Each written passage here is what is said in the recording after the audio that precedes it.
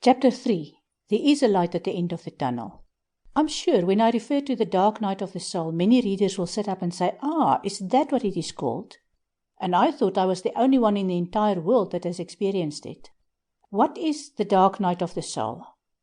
I will explain that by means of an illustration. Of course, there are as many variations to the story as there are people in this world. Once you've read the story, you can always rewrite it by adding your life's detail. And remember, this can happen at any age, and it can happen more than once to any person. See yourself as an innocent little baby that has just come into this world.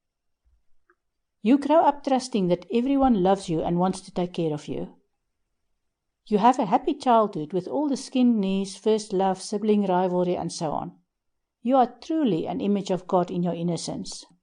Then you enter adult life and make choices.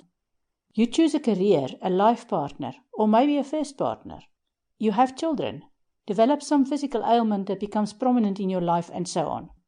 You live life and experience all the highs and lows. Some experiences you have result in gold stars for you, while others result in big plasters. These choices that you make along the way shape you and turn you into the person that you are now.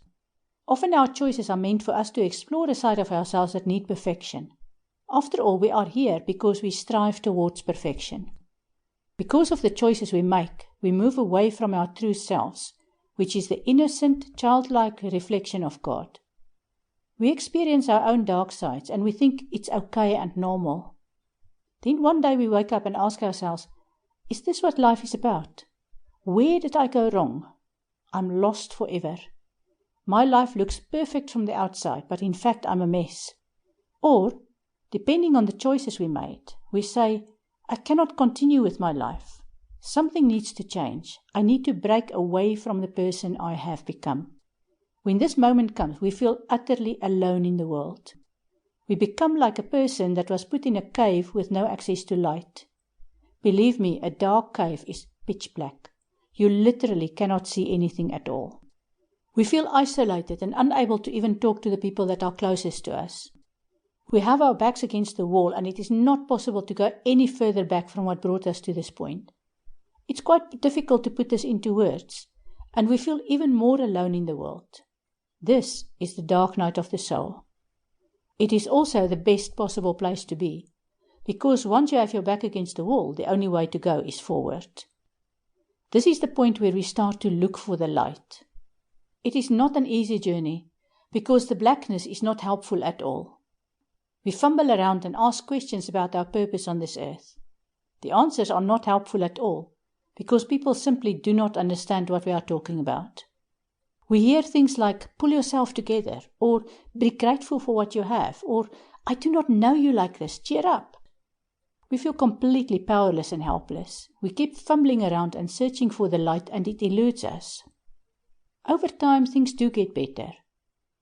We ask questions and the answers do become more helpful. Over time, things do get better. We ask questions and the answers do become more helpful. We feel like we are making progress, but it is slow.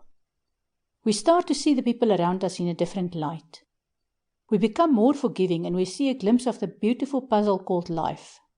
But the light eludes us. Then one day we wake up and realize why we have been unable to find the light, and that is such a relief. We look in the mirror and guess what? There is the light looking back at us. We realize that what we have been searching for is an inner light that has been our guiding compass all the time. Suddenly the sun shines on us. We understand what is meant by inner peace. We understand that nothing has changed, but everything has changed. We are still that innocent child that started the journey. We are still that same reflection of God. But this is a more mature innocence, and we have an even stronger faith in God. We now understand the essence of life, because we were able to leave behind the bells and whistles and all the things that distracted us from our path. We can now hold our heads high and look up and thank God for being the light.